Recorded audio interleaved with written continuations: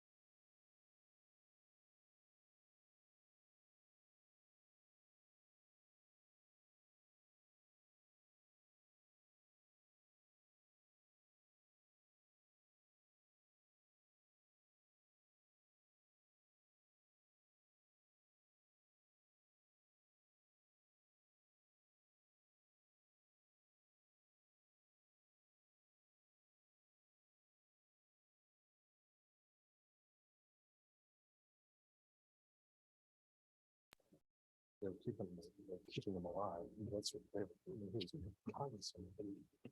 Yeah. Have no digestive issues. Yeah. So it's, Right, It's all right, pour it out. And then it's gone. right, yeah.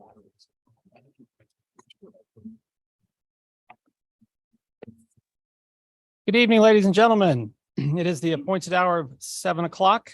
Thank you all for being here. If there's anyone who wishes to address council, we do have a sign-up sheet over here. School board candidates, you don't need to sign in. We've got you on the agenda. But anybody who would like to speak this evening, we invite you to sign in. And with that, I'd like to call the meeting to order. And our first item of business, if you all will please stand and join me in the Pledge of Allegiance.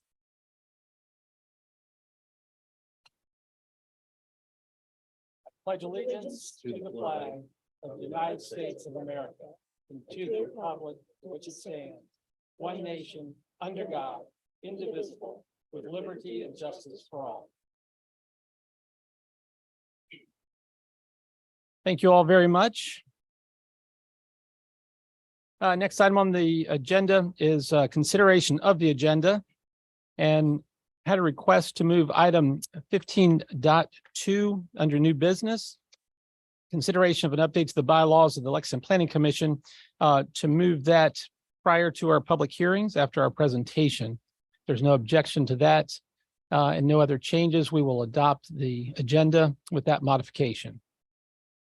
Hearing none, it's adopted. Thank you. Next item, I'd like to invite Eric Wilson with the Rockbridge Historical Society to give us a minute in history. Welcome.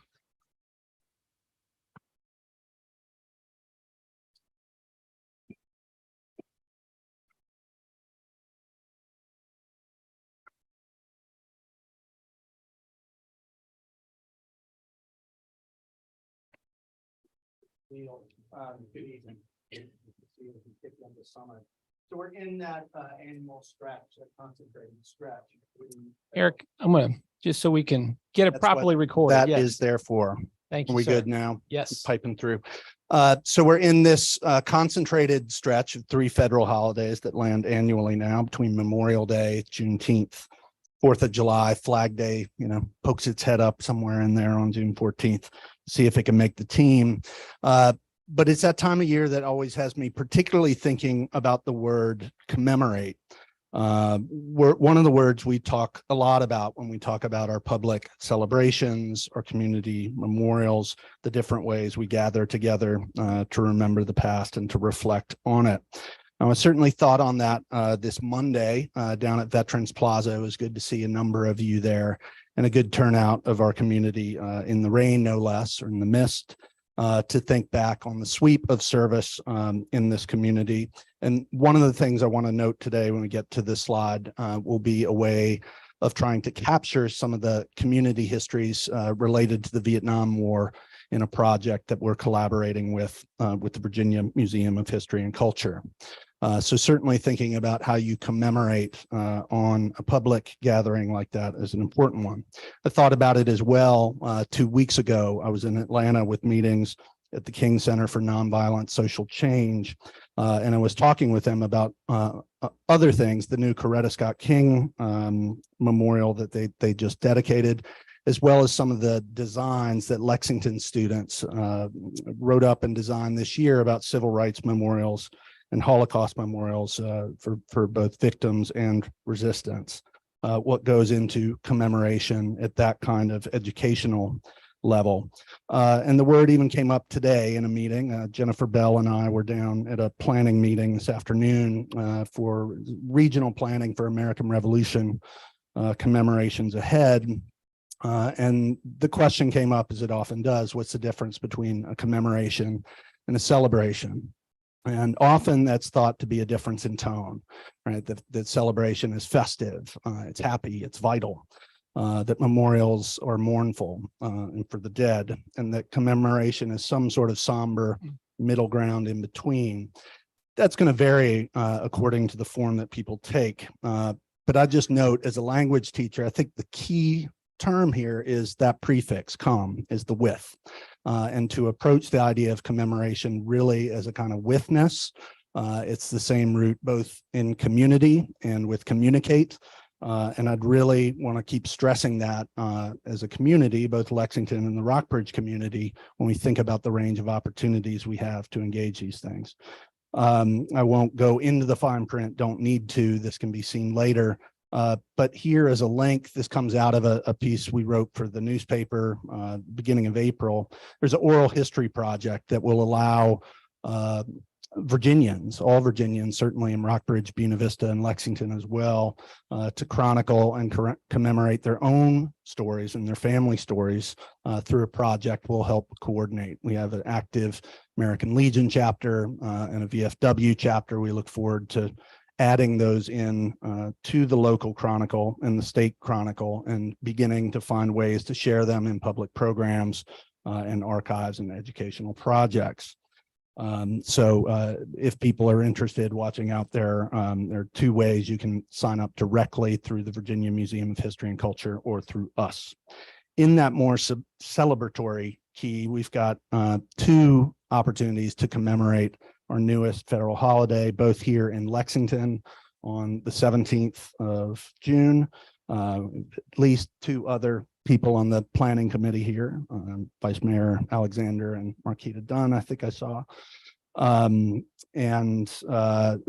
going to be a little later in the day at Richardson Park this year. We're really pushing to have a whole range of ages and activities, a wider range of food vendors, games, music, and a DJ running throughout the night. So we need all the community. We hope to see many of you there doing that on Saturday so 2 weeks from tomorrow, 4 to 9.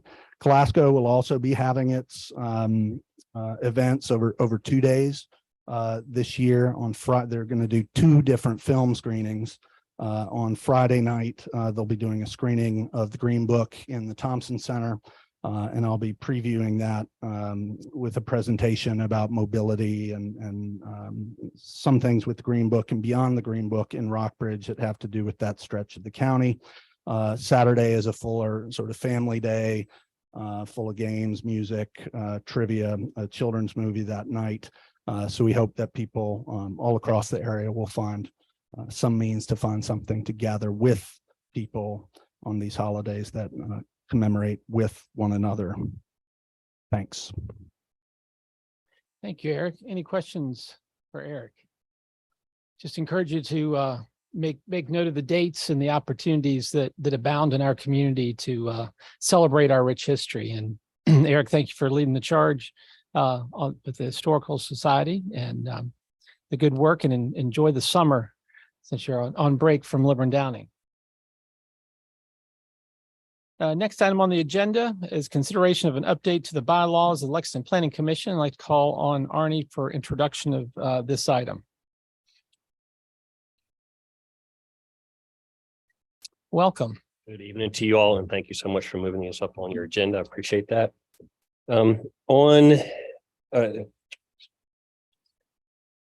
In your recent amendments to the conflicts of interest, it was noted that there was language in the PC bylaws that specifically spoke about conflicts of interest, and that was not in accordance with the State Conflicts of Interest Act. So Jeremy kindly recommended and provided language for those amendments. And if you wouldn't mind flipping over to page 106 of 108, we left the strike through and underline in there so that you could see what was being proposed to be added and what was proposed to be deleted. I'm not going to read that in the record since you had that in front of you, but while we were at that, while we're in the process of doing an amendment to the PC bylaws, I remembered from training that's a best practice to specifically mention which parliamentary procedure manual you would use. So therefore, staff's recommendation is to add for the commission shall for parliamentary procedure purposes follow Robert's Rules of Order, newly revised and brief. That's the short version. That's not the 500 or 600 page version.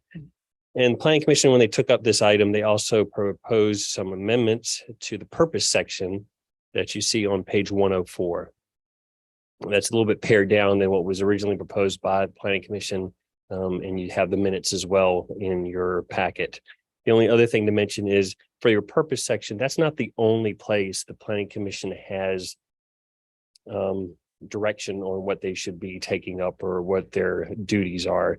We do have in section 10 or chapter 10 of the city code, a couple of pages for planning commission, and there's an entire page just for, actually, there's an entire page just for the comprehensive plan. I have copies of that for you if you would like. So just what you see for planning commission bylaws purpose, there's more to it than just the 3 subparts that you see there, just to be aware of that. Happy to answer any questions. Thank you, Arnie. Members of council have any questions, or Leslie is the liaison, any comments or observations? No, Arnie covered it very well. Excellent. Excellent. Thank you, Arnie.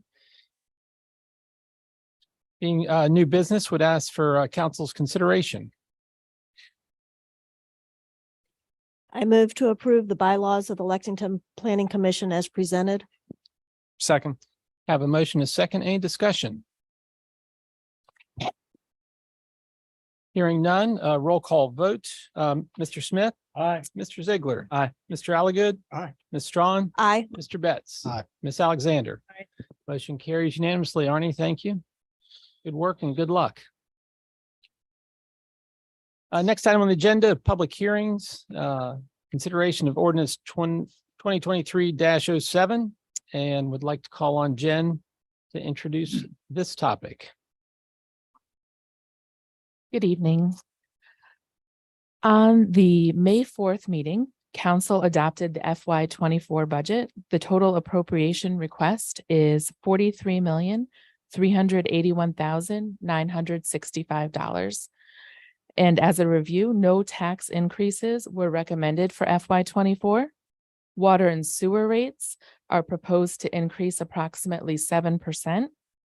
And the only changes to the city's fee schedule are modest increases for banner installation and membership and daily entrance fees to the municipal pool. This ordinance was advertised for public hearing this evening, and after receiving any public comment, I would ask City Council to consider adoption of the ordinance.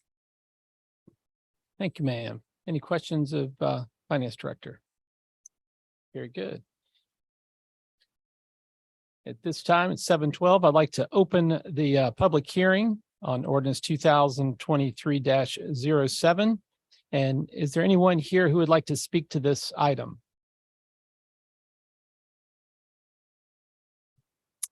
Hearing none, I will close the public hearing and at 7:12 also, and ask for council's consideration. I'll move to approve ordinance 2023-07 appropriating funds approved for FY24 budget. Second. Have a motion, a second. Any discussion? Noteworthy that only a couple of fees modestly increased for the city pool, and great work by staff as well as this council. So thank you all. Roll call vote. Ms. Strawn? Aye. Mr. Alligood? Aye. Mr. Betts? Aye. Mr. Smith? Aye. Mr. Ziegler? Aye. Ms. Alexander? Aye. Motion carries unanimously. Thank you all very much and good work. Next is public hearing and consideration of ordinance 2023-04 that incorporates the budget amendments for the third quarter of fiscal year 2023. Ms. Jen, take her away. Good evening again. At the last council meeting, I presented the third quarter financial reports for the city. Tonight, I've advertised for a public hearing on ordinance 2023-04, which incorporates budget amendments requested for the third quarter.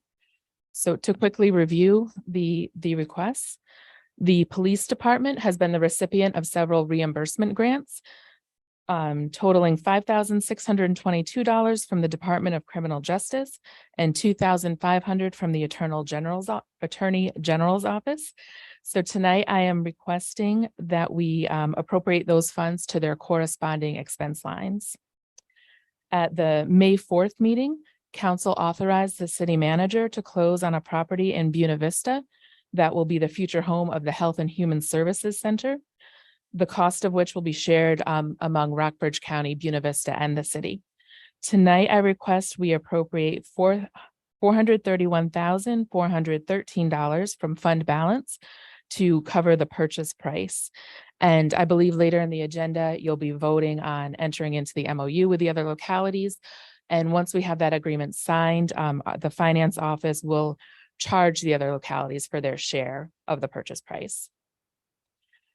These next couple, to my chagrin, are items I should have caught when we were doing the carryover requests in the first quarter.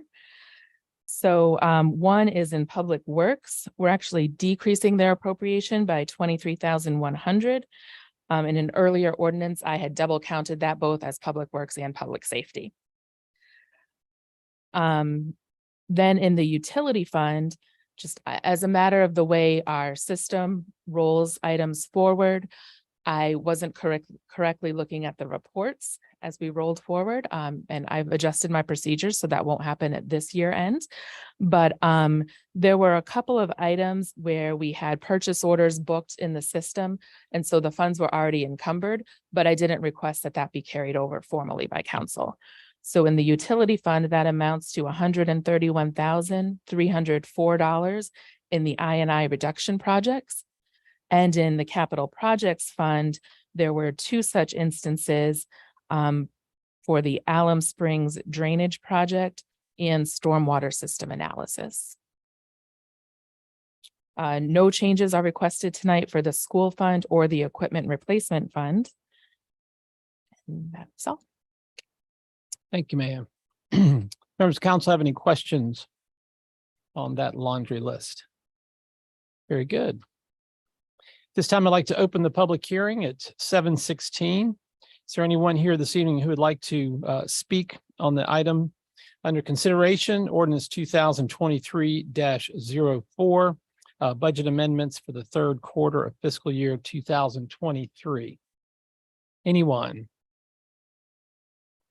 Bueller, just kidding. Hearing no one interested in speaking on this item, it's 7:17. I'd like to close the public hearing and ask for council's consideration.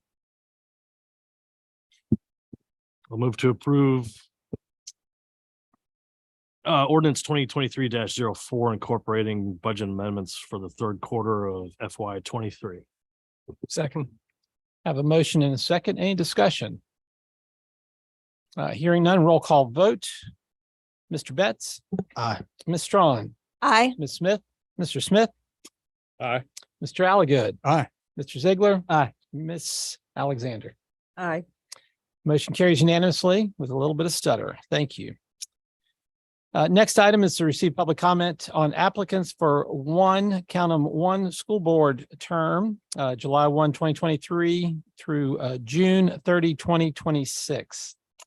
And we have 4 applicants, and the ambition will be to hear from the applicants first. And then if there's anyone in the audience that would like to speak on this, we'll hear you at that time. But at this time, I'd like to invite our 4 applicants, Tommy Stewart, Mary Beth Manarovic, Alexander Timmons, and Sandra Hazlett. If you'll come to the front seats here, you get to pick your own. No assigned seating, but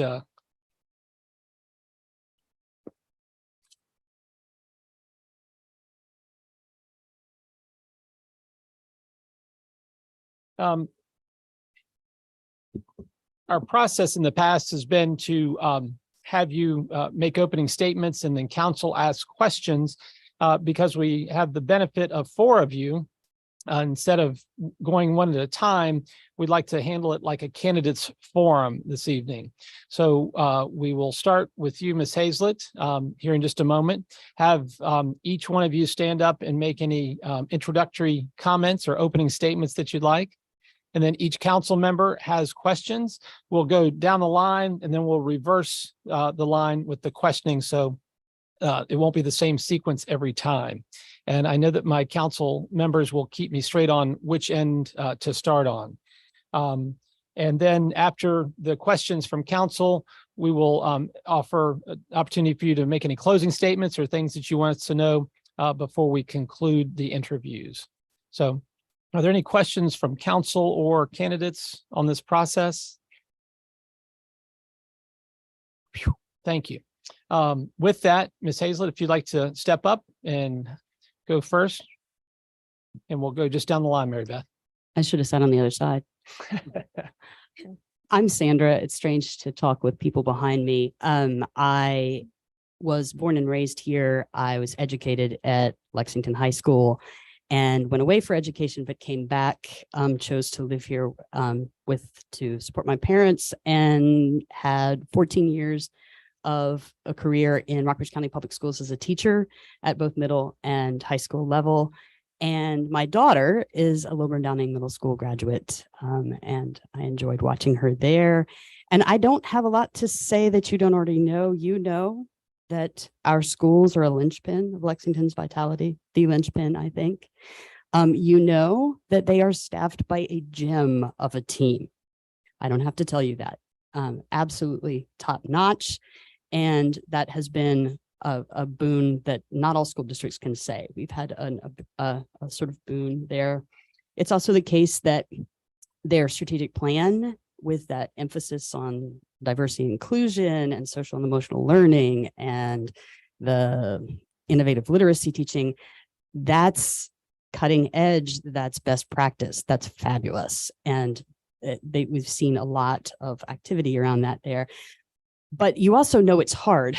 This is a hard time, and sustaining a teaching force like the kind we have, and a support staff like the kind we have. This is a tough time for doing that. Recruiting teachers is not easy. Retaining them is not easy.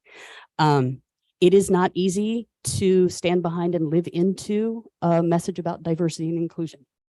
It's not an easy time politically. It's not an easy time for any community. I find myself concerned with aspects of diversity we don't even see, like the kind of poverty that hides in plain sight sometimes. So we have an embarrassment of riches, and I am very much interested in helping us figure out ways to sustain that on in the future. So thank you. And speaking of an embarrassment of riches, what an awesome thing to have 4 candidates for the school board. Yes. Thank you, Ms. Hazlett. Mary Beth. I would also agree with that, because it's pretty awesome to see that from this community. But good evening, everybody. Thank you for taking the time to speak with us tonight. My name is Mary Beth Manjarovic. Some of you might remember me from previous city council meetings or me talking to you. But I come here tonight as a educator in the community. I am an assistant professor of biology at Virginia Military Institute. But more importantly, I am a parent of 3 daughters in the Lexington City Schools. I've spent my entire career thus far in education and research, and as many of us in academia know, we've moved around. We often move around a lot, but we have now. I'm lucky enough to now say that we're settling here permanently, and because of that, I feel like it is now a chance for me to give back to the community. As many of us realized during the COVID pandemic, we saw the impact that school boards have on our child's education, and we saw that many parents became very frustrated and just frustrated at the lack of our ability to do anything about our students, our kids' education. And so I come to you tonight as a parent who just got frustrated, wants to do something in the community. We realized that Lexington is a very special place where community actually means something. And I feel like we don't capitalize on that enough between the parents, the PTA, the school board, and city council. So, I just going to throw my name in the hat, and happy to answer any questions as we go through. Okay, thank you. Thank you, Mary Beth. Alex, welcome. Thank you. Thank you for having us here to introduce ourselves. I'm Alex Timmons. I'm the commander for the VFW here in Lexington. Behavioral scientist as a career field in the financial industry. You've noticed I have an accent, so obviously I wasn't born or raised here. I was born in Romania. I joined the military, moved around a lot, but spent most of my military career here in Virginia. And my family moved here a couple of years ago. And it's great to finally grow roots somewhere. So I've got a PhD and an MBA, experience in senior level positions with the federal government, also with the Commonwealth of Virginia, within the Department of Education, and also with Fortune 500 companies. I'm also the president of a Rotary Club, and I'm involved with several activities involving the giving youth a voice around the world. So with several UN-sponsored programs. So it'll be great to have some of that being brought here to the community. I'm also a father of two, so I have a vested interest in making sure that our city schools continue to grow and in the right direction. So thank you for having me here, and I look forward to answering your questions. Thank you, Alex. Tommy, welcome. Thank you very, excuse me. Thank you very much. So I'm Tommy Stewart. I run Tommy's Arcade in downtown Lexington. We moved here in 2018, and I have two children, one of which is going into kindergarten in this fall. Before I ran the arcade, though, I actually was a professional educator for roughly 5 years. I taught in Japan, Iowa, Ohio, Michigan, and Virginia. Well, when we moved here in Virginia, my daughter was only 2 weeks old, so I was working mostly as a private tutor instead of professional educator. But I did volunteer time at Wilbur and Downing to help out with math. And I just wanted to put my name forward to kind of perform my civic duty in the way that I felt most comfortable. So, or confident, I suppose. Thank you, sir. I'll let you remain standing. Yeah, that's right, because I'm first. And I'll call on Ms. Strawn to pose a question. Sure. Tommy, what inspired you to present yourself for appointment to the Lexington City School Board? And if you are appointed, what areas of concern or focus would you like to address? As you might imagine, I see a lot of kids at the arcade. I see families, I see everybody of all ages, but I do see a lot of children. And as my daughter is going into kindergarten this fall, I just wanted to contribute in the ways that I could. So that's really why I put my name forward. As far as concerns, without knowing too much about what's currently going on specifically with Lexington's city schools, I'm not certain what would be my primary concern. I haven't attended any of the school board meetings, to be honest. Obviously, I would if appointed. So. Good. Thank you, Tommy. Alex. Leslie, I'll have you repeat the question. What inspired you to present yourself for appointment to the Lexington City School Board? And if you are appointed, what areas of concern or focus would you like to address? Certainly. Well, first of all, being a father of two and the vested interest. But besides that, being a commander for the local VFW, I'm very interested in making sure that citizenship is a big part of our children education. And also when it comes to high schools, having those global programs or coming in like Model United Nations. And so there's so many opportunities out there. And I've had a great education in the public system, and I want to make sure that my kids have the same education growing up. Thank you. Hey, Alex, can I ask you an additional question? How long have you lived in Lexington? It wasn't on your application, and that's why I'm asking an additional Right. So question. only 2 years. Okay. So Thank you. because of the military All tour. right. Yeah. Thank you. Thank you, Alex. Mary Beth. All right. So what inspired me was my interactions during COVID with the school board, and kind of my history and where I've moved around a lot. Like I mentioned, my kids, I realized this year that my last daughter just finished kindergarten, and all three of my daughters had kindergarten in different schools. And this was the first place I've been to where we didn't have an elected school board, which, I'm happy to say that is going to change. But it's also the first place I've been to where there wasn't an open discussion and forum between parents and the school board. There is the opportunity to speak to the school board, but I feel like there's a piece missing in the communication between parents and the school board. So that kind of inspired me to do something about it. And also, as has been mentioned, with being a role model for my daughters, I want them to show them that it's not just, I'm not just going to talk about it. I want to show them that you have to do something about it too. That's what kind of, and was there another part of it? Well, you somewhat addressed it, but what is do you have a particular focus? Okay, yeah, I would say transparency and communication. That would be my two kind of key things, because that's kind of what I feel is somewhat lacking. Thanks. Thank you. Thank you, Mary Beth. Sandra.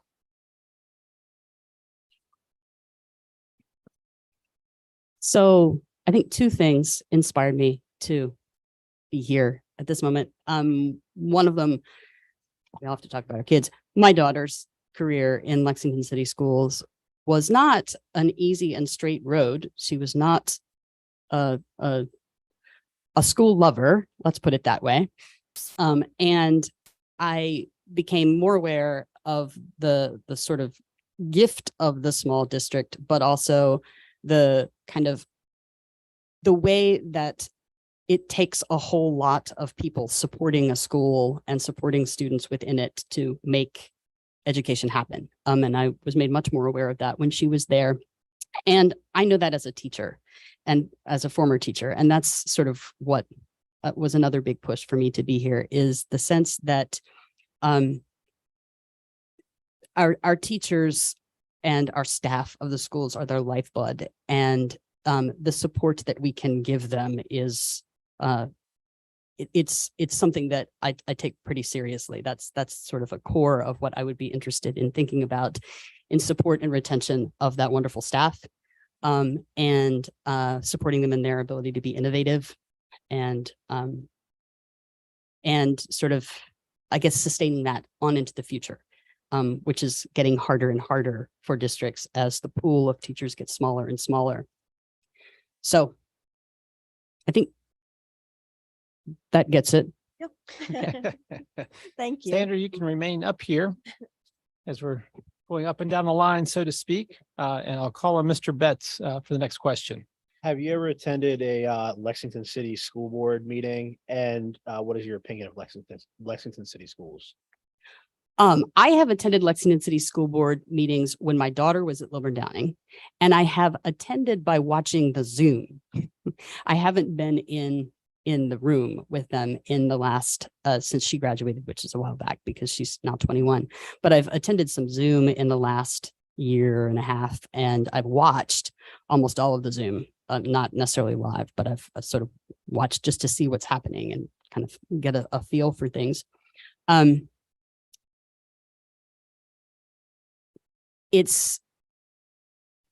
see, what do I think? It's got fantastic strengths in a kind of a base of support that it has always been there. It's still there. It's got a fabulous team. It's also, I think, easy to take that support somewhat for granted.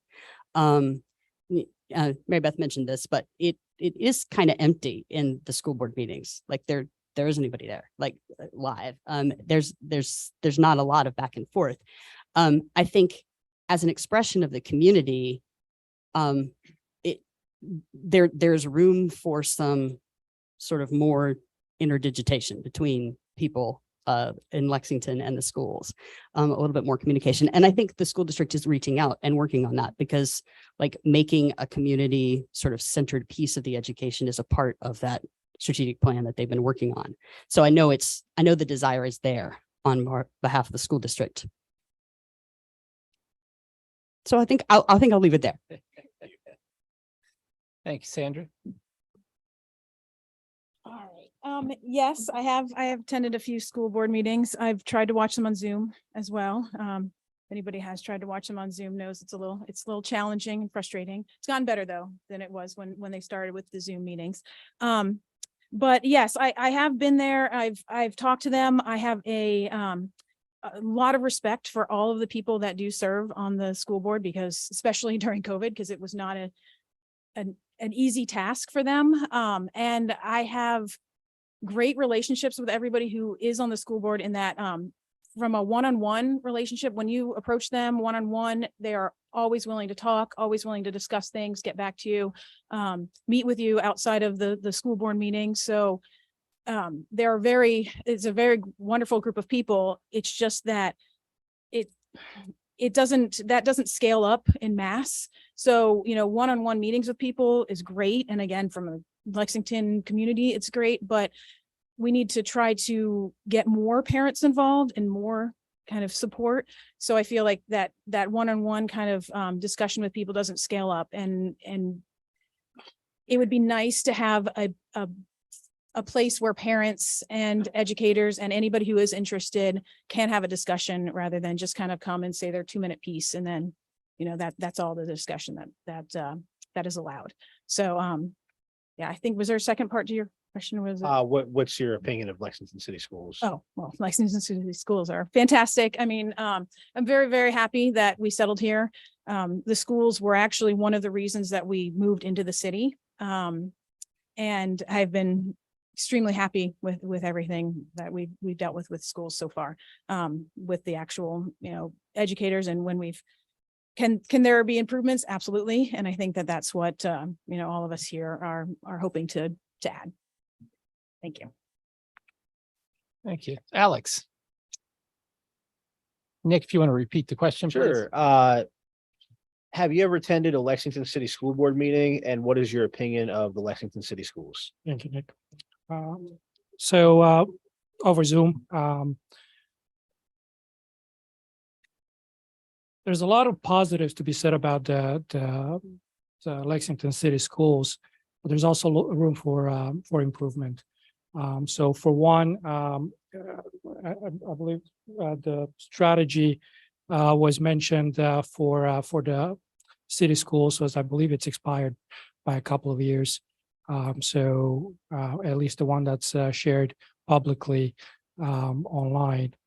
The other aspect is focusing on giving the teachers the resources that they need to keep doing what they're doing, and giving students a voice, and try to get the parents more involved in the community. The other part that I would say is increasing that collaboration between the city schools and the homeschooling community, especially during COVID. That homeschooling community in Lexington has increased, and I think it's a great opportunity to actually take advantage of the strengths that each has to offer.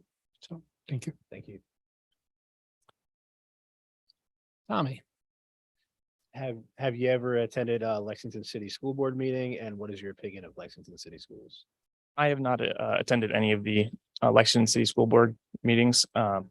As a former teacher, I attended lots of school board meetings, but none of the ones here, and I have not tried to Zoom into them. My limited experience with both Waddell and Wilburn Downing, though, has been nothing but positive. I've spoken with some of the teachers, the administrators. As I mentioned earlier, I volunteered some of my time back in 2019 in the math classrooms to help out. And I think very highly of them, which is one of the reasons why I want to help out where I can. Thank you. Go ahead and maintain. Yep, Yeah, exactly. That's Get right. this figured out. I'll get used to this eventually. Next, Mr. Ziegler's question. As you might know, 23 school districts in Virginia have removed books from their libraries in the last couple of years. Just earlier this week, Hanover County School Board members introduced 17 books that they wished to have removed from their library. That was off of a list of 100 that parents asked to have removed, and the parents said, "We're just getting started." What role do you believe that school board members and potentially parents have in deciding if or when a book should be removed from a library?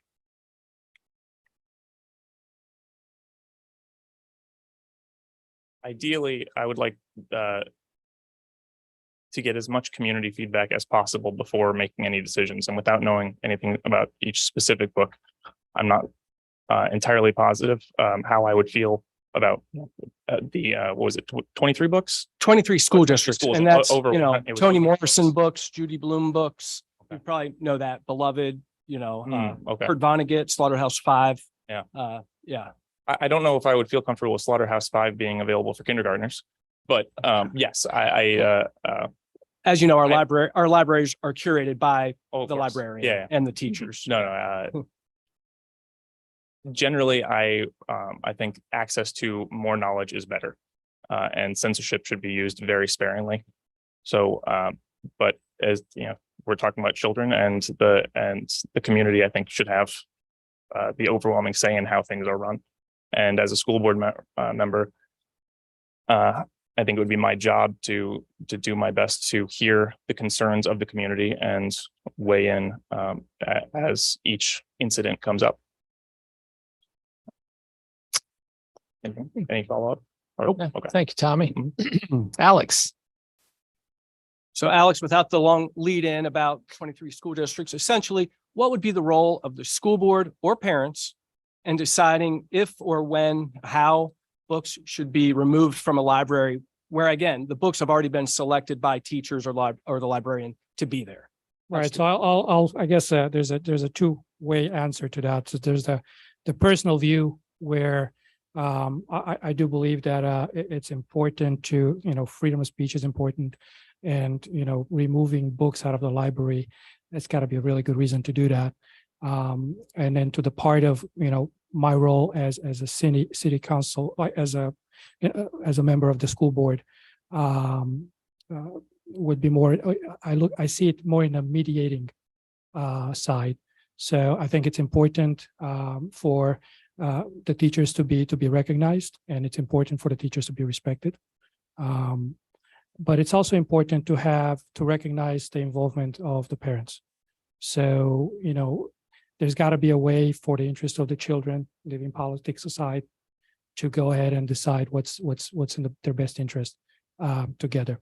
So, and I think that can be done. So, thank you. Thank you, Alex. Mary Beth. Want me to repeat the? Okay. All right. So I guess I would say kind of very similar. As a parent, I want some say in what my kids are exposed to. But as a parent, I also know that kids can find anything they want. So I think that I also am very realistic in that banning things will just oftentimes makes kids more curious. I think that the parents need to still, of course, be heard. And again, that's why I feel like we need more discussion between parents and our educators and our school board. I feel like my daughter's favorite teacher is Miss Bridge at LDMS, and I was very impressed with how she's handled sensitive material. I think it is a way that by labeling books and allowing parents the ability to say, yes, my kid can access the YA books, or no, they can't. I think that gives parents a choice, but also still has those books available for students that want to learn and are curious. So I think that it's a balance between giving parents the voice to know that their concerns are heard, and to recognize that we could discuss their concerns, but also to understand that if parents, because sometimes parents, I'd be curious as to those all those books, how many the parents have actually read, because that, I think, a lot of times when politics does come into it, the hype, oftentimes the book might get lost in the hype. But I think having a discussion about those books and why the specifics as to why parents are concerned about them. Is it a realistic concern? Is it something that other people share? And is there a way to label those books so that not all students have access to them, but parents have still some control as to what their kids are exposed to? I think is the way to go. Thank you. Thank you, Mary Beth. Sandra. Want me to repeat my question, or okay? I had some experience at this as a teacher at Rockbridge County High School. I served on a couple of book review committees, and that experience taught me that having the parents have the ability to have a voice and be seen and heard by the district, and to have some kind of mechanism to express what they felt was a key element of the work. School boards work with professional educators and professional librarians to shape a policy that keeps as much information as possible age appropriate in front of learners. And also school boards can help find ways to make sure that parents feel that their voices are heard, whether it's the labeling system that you've referred to that is commonly used, and it's considered to be one of the best practices, or other ways to be sure that those concerns get a listening to, and that you sort of build the community rather than have the books be another reason for division. So thank you. I guess I stay, don't I? Yes, ma'am. I'm getting the system. Thank you. I'd call on Mr. Smith for his question. I have a couple simple ones and then something a little more deeper. First, and I know we have different levels of educational contribution from the folks that have applied. So my first couple questions are, have you taught at the elementary level and have you taught at the middle school level? Taught middle school. The youngest students that I worked with were 7th graders who were stuck in 8th grade classes because of their schedule. But I taught 8th grade for 2 years. And that's the youngest level I've taught. And this is, I'm asking these to everybody. Have you ever taught as a substitute? I have not taught as a substitute. I've only been out of the full-time classroom for 1 year, and I adjunct at VMI. So just trying to get the rhythm down did not work very well for that. And as an educator, one of the greatest challenges our students and faculty both face for student success is family support outside the classroom. I was at Lilburn for 3 years and got to see it firsthand. There's a direct correlation between student achievement and outside support, especially in the home. Family involvement is known to have a positive effect on academic performance, social skills, attendance, and the likelihood of graduating. So my question is, what ideas or proposals would you have as a school board member to increase the support for students in our school system that really need it the most? That's a lot to chew on. Well, I think there are good things that are sort of underway under the auspices of some of the, I'm thinking about, for example, the summer learning initiatives, the summer school initiatives, and the ways that those have sort of wrapped with like the sort of food program that is a piece of that I've seen, I heard about in one of the school board meetings. It's that kind of thing that is looking beyond just the ordinary school year time or the ordinary school day. We're blessed with some good after school programs here that have been enriched by lots of volunteer help. And I think more kind of communication with those after school programs where a lot of our kids are, to do more homework support, to see if there's other things that could be helped there. And the sort of general outreach to parents with the question, what is it that you need to get your kids here? That's a question that is increasingly being asked in lots of school districts, and finding the resources to help our schools be able to ask that question and then actually deliver. Like, is it a connection to a community service, or is it food? What is it? That's the kind of thing that I'd love to pursue and see how other districts are doing it. Thank you. You're gonna have to repeat those. Yeah, the first is, have you taught in elementary or middle school level? No, I have not. I volunteered a few times and that was enough for me. And it made me very much appreciative of all the teachers who have the patience to teach. But no, my career has been spent primarily in college. Apart from some jobs that I had where we did do summer camp. As I'm a scientist, so we do a lot of outreach. I used to work at a zoo with enrichment and outreach during the summer camp programs. So that was younger kids, but nothing formally. So the volunteering, was that as a substitute or just? No, it was just classroom support? it was part of the zoo's kind of summer programming. So we would do education and outreach during the summer with this was in Chicago, so with some of the local communities. Okay. So nothing formalized, just part of my job.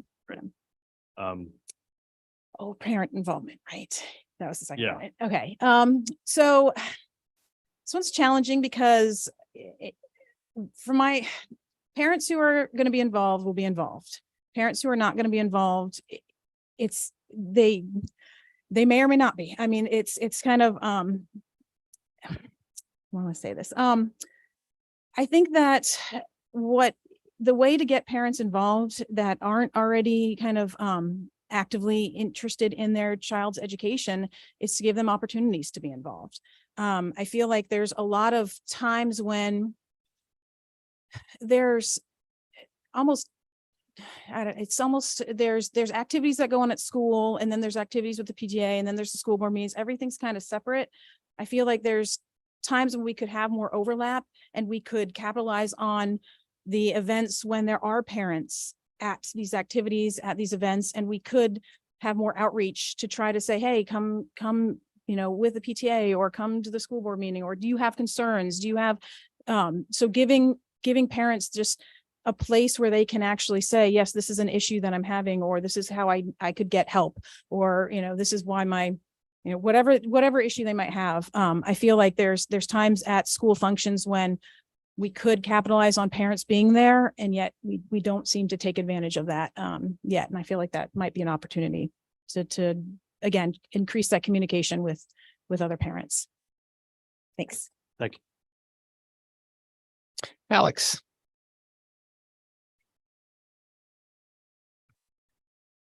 All right, so having taught college students, university students, also taught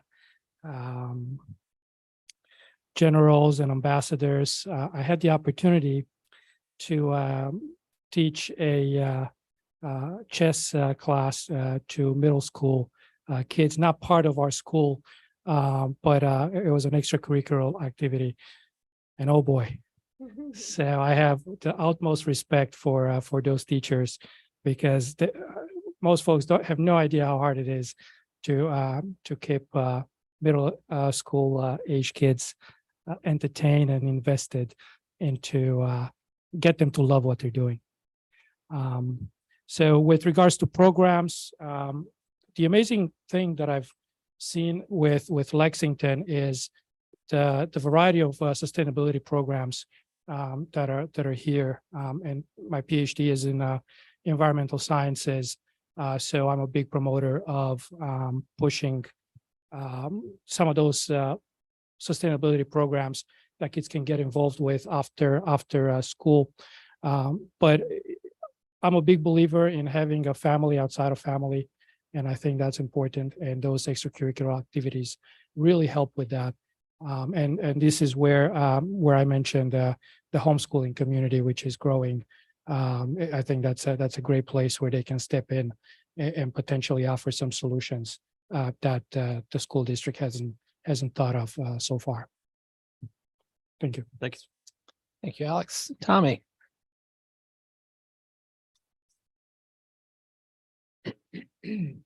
I've had experience teaching kindergarten to 8th grade, so all over the board. And that's as a full-time educator, it was mostly 5th and 6th grade, and then a little bit of I worked at a Montessori school for a little while, so that was kind of all age groups, but primarily with the 3rd to 5th grades, or what you'd call 3rd to 5th grade at a Montessori school. And I've also worked as a substitute teacher from grades kindergarten to 12. So lots of experience all over that. As far as getting parents more involved, I think it was Mary Beth said, give them more opportunity, and generally, slowly, you'll find more involvement. I was lucky that most of the communities I've taught in have been smaller, and it's been, there were many events for parents to interact with the teachers or with the school board So that was is fairly natural in those settings. I think that was all three of the pieces. Is that correct? Okay. Good job. I have to stay up here then, right? You sure do. Got a couple more to go. And next I call Miss Alexander.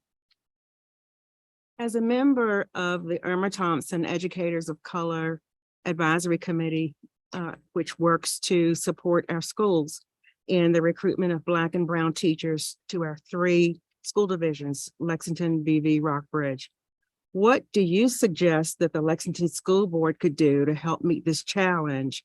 And the other part of the question is, if appointed, what will you do to promote diversity?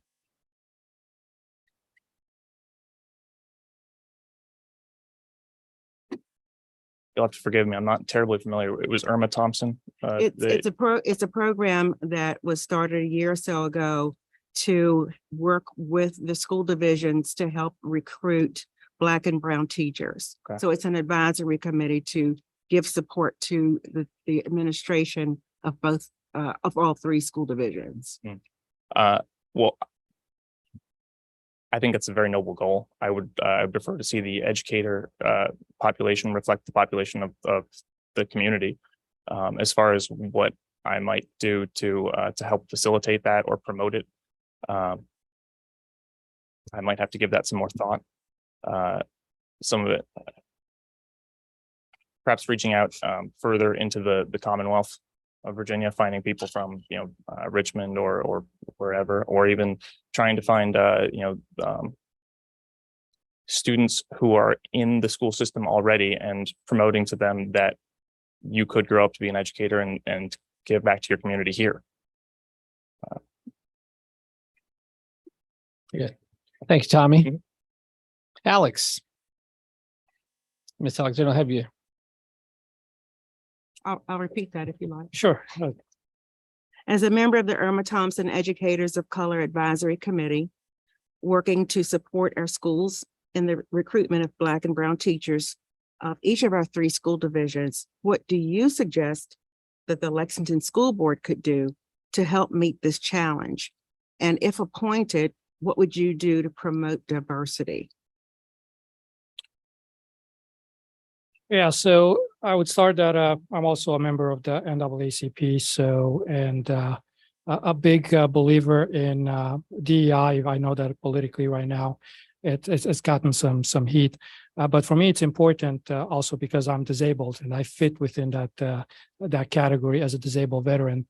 And I think diversity is very critical, and I've seen it within my VFW post where we do have veterans who are of color and they're really making an amazing difference in our post. So I think promoting diversity is critical in the school district.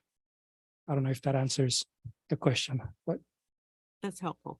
thank you. Thank you, Alex. Mary Beth. Repeat that one. I'll just try to remember as much best I can. I guess I would say that we all recognize that diversity is a really important component to a well-functioning community, and we have to recognize and I think that what one piece that is maybe the organization is already doing this, but we have 3 universities within a 15-minute radius that have education components and degrees, and we have students that are here getting a degree in education. And as I think all of us know, when you're here, you realize that Lexington is a place you might want to stay.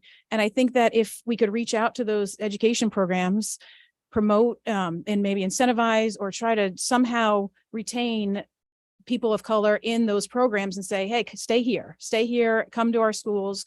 You already have a job lined up. I think that would, hopefully that would make a difference. So I'd suggest. Thanks. Thank you.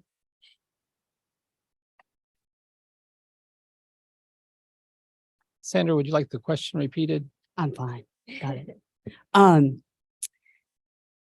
One interesting question that I will need to find more out about if I become, and I'd like to know more about it anyway, even if I'm not on the school board, is the way in which Lexington City Schools recruits staff and teachers. Because It's always a job it's really hard for school districts to do because there often isn't someone whose job it is. Like we don't have extra people and supporting the district in finding ways of recruiting strategically where we need to recruit at the HBCUs, at larger universities that have a teaching pool that is looking for hire. I think that's really important, and that's different in each district. And I need to find out how we could support that, but it's something we should. There's also been conversation, and I know that you probably have heard about this because I've heard about it listening to Irma Thompson conversations about the concept of something that like Tommy was alluding to, the students who are here, students who are rooted here, who grew up here. The Multicultural Student Union at RCHS has 5 or 6 kids in it who want to be teachers.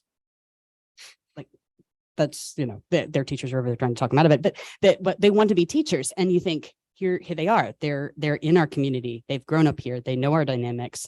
They want to be teachers. How could we tell them, come home for a short while, come home for 1 or 2 years? Is there a part? And that's beyond the school board, but that is a sort of community conversation that I think a school board could be a piece of, because it is important. It's vitally important that students see people who look like them. And in terms of diversity and inclusion, like I said, I've been encouraged by what I've heard coming from the schools, that particularly the emphasis on the diversity in our community. How do we get to know it, and how do we get to embrace it and learn about its history? And I'd love to see people asking about even more kinds of diversity here, about Indigenous people, about different groups of immigrants who are with us, about religious diversity here. And to keep that as a focus and just broaden it. So, I stay, don't I? You sure For do. the next question. Okay. Just a comment. If any of you get on the school board, or if you don't, we can have that conversation about the Grow Your Own. Our Lexington School Board tried that many years ago, but at that time, we could not convince any students to come back home. But maybe times have changed. Yeah, Sandra. Mr. Alligood, if you could pose your question, please. At the last round of appointments to the school board here, I posed the question about, and at that time, the school board was not elected. Now it's going to be an elected board. We haven't had the first election yet, but I posed the question to everyone as to if you were to run for an elected position there, would you do that as opposed to being appointed? And interestingly, several potential members of the school board at that time said they would not run for it. If they had to run, they would prefer to be appointed by city council. Now, all that's changed. And so the question that I have is kind of a wrap-up type of question. If you're appointed and your term ends, would you run for election to the seat? If there has been any evidence that I have brought something there that is useful, some kind of energy or project, absolutely I would. Because I believe in the democratic process. I think I would definitely do so. It's fine. Thanks, Sandra. And thank you for your answer there. I just merely posed the question as kind of a summary type of question there. Well, yes, I would, as Sandra mentioned, I would hope that if I was appointed, I would have support to run, that I didn't screw up so badly that, people didn't want me to run. But if there was support, then absolutely. As much as, the thought of an election brings me back to high school elections and all that anxiety, it is important. I think that as the vote showed, that it's overwhelmingly the majority wants an elected position, because that is the way our country works best. So I would definitely run. Thank you. Alex. All right, so having deployed to Iraq and Afghanistan, I think I've earned the right to run for a public office at one point. So absolutely, that's a yes. I think it's I think it's actually a great thing that we're moving to a place where the position is being elected, because I find it that we're going to have an interesting pool of candidates, and that's maybe a little bit more diverse if we have that. So I look forward to see what's going to happen in a few years once we get that started. But the answer is yes. Thank you. Thank you, Alex. Tommy.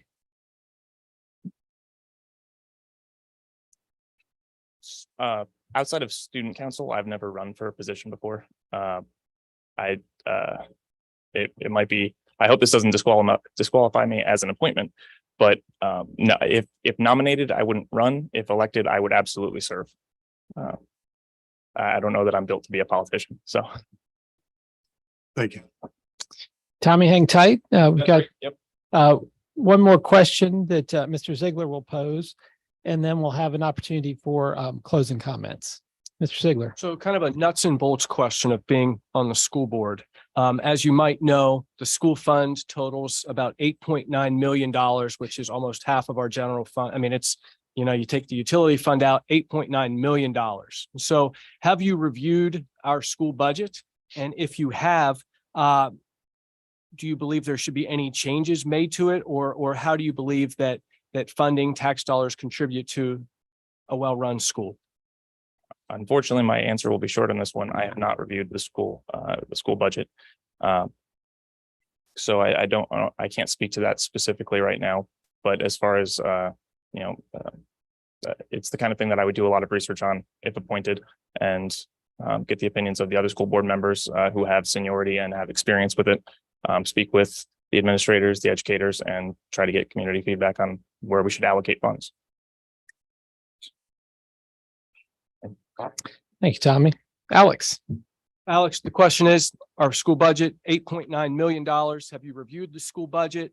Obviously, it's built on taxpayer dollars. And what do you feel could be changed about the budget, if you have thoughts, or just the role of public funding for our education system? Yeah, so I looked over it, and correct me if I'm wrong here. One thing that stood out, it seemed that the portion that comes from the state is actually quite small. So definitely pushing for more resources and more money. So, yeah, thank you. I would tell you your observation is very accurate, and there's a school board member in the back of the room that smiled and nodded agreeingly as well. So eager for our state to live up to their commitments with the SOQs. Mary Beth. Well, my answer will also be rather short. I have not reviewed or looked at the budget. And honestly, I would say I have no say in the budget right now, and reviewing it I can't do anything about it. And we have to trust right now as it stands, we have to trust our school board and officials to allocate. But much like Tommy mentioned, I would, as a scientist, I need numbers, I need information, and I need feedback. I would want to know where everything is, where's things coming in, where is it going, and what is needed, and getting feedback from those that are directly affected by it, and getting feedback for what is needed would be a key component, I think. Thank you.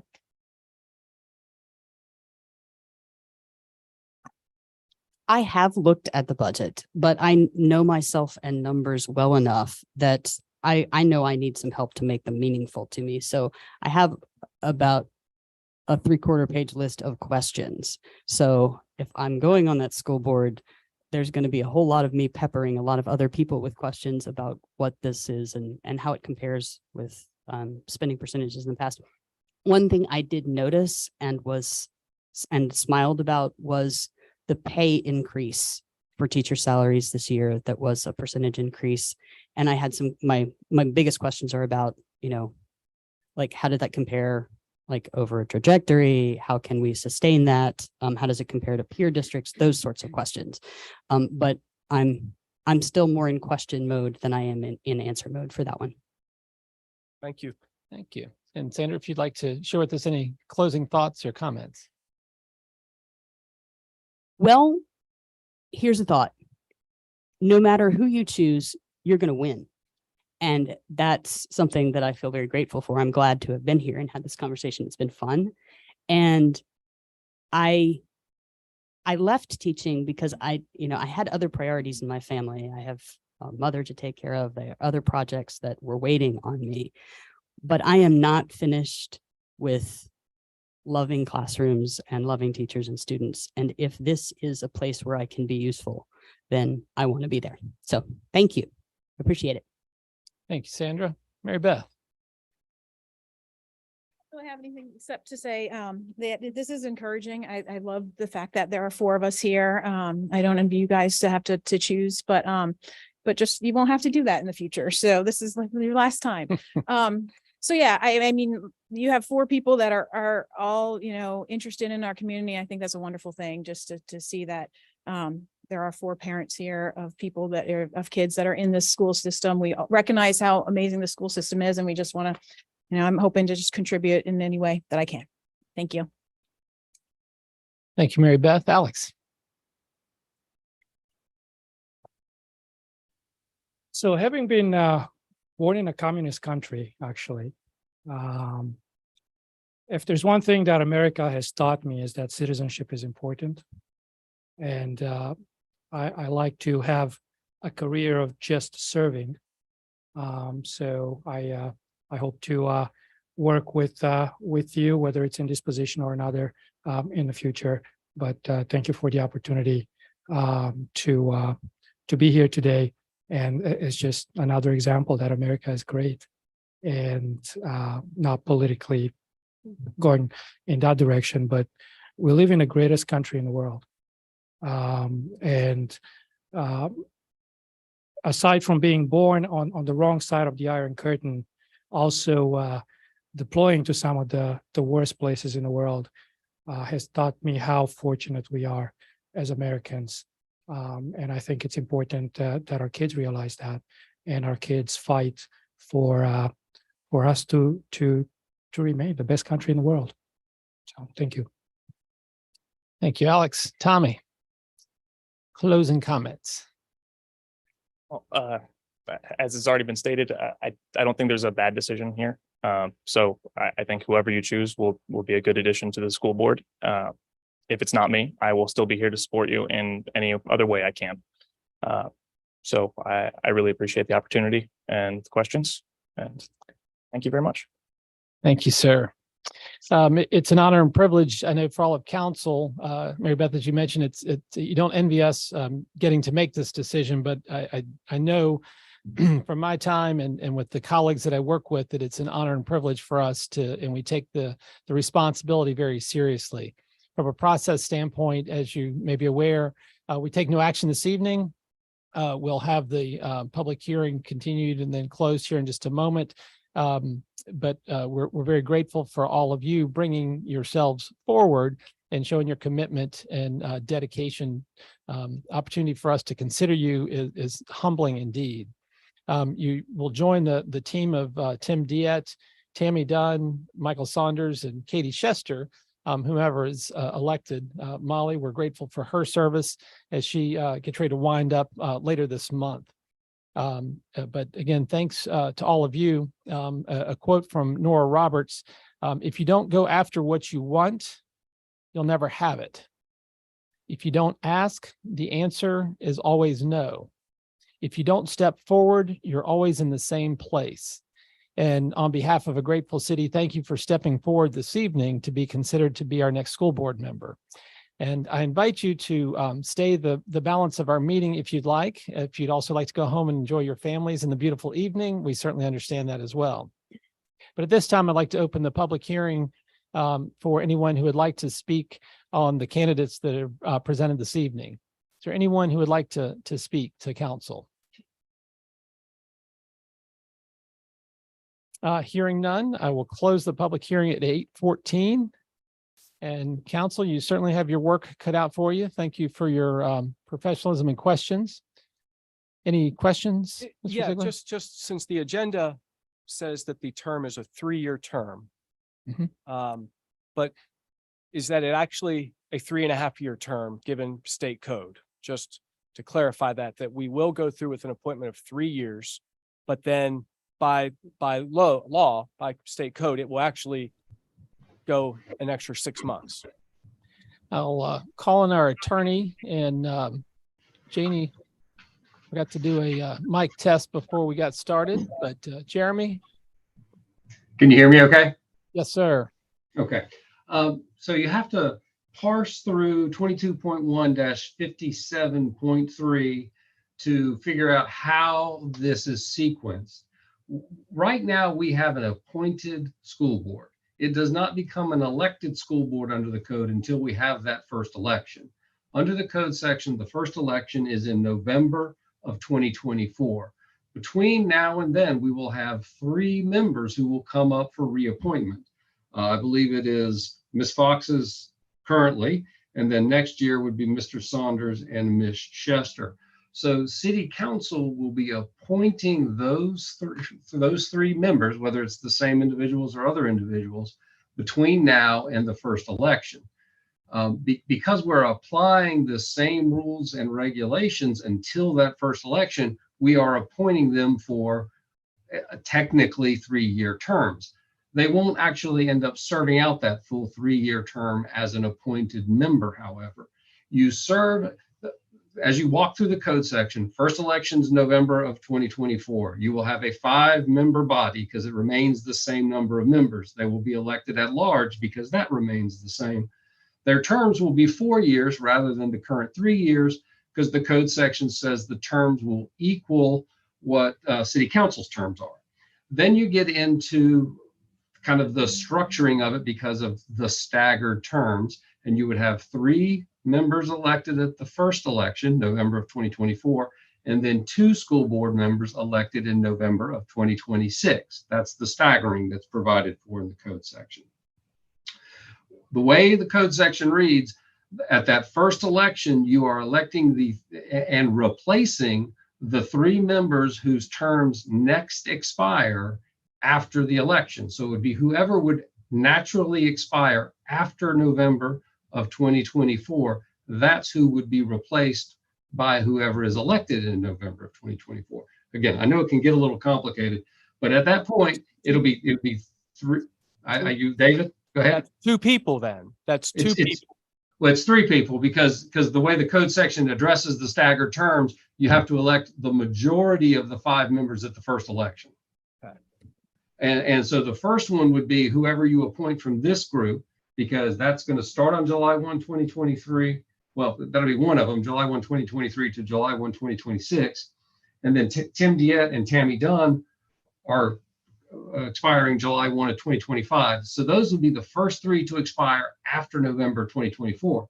When you replace Mr. Saunders and Ms. Chester, again, because you're applying the same rules in the summer of 2024, because you haven't had your first election yet, and you are appointing them to a 3-year term, they will be the ones who are furthest out once you become an elected school board. So they would be replaced in 2026.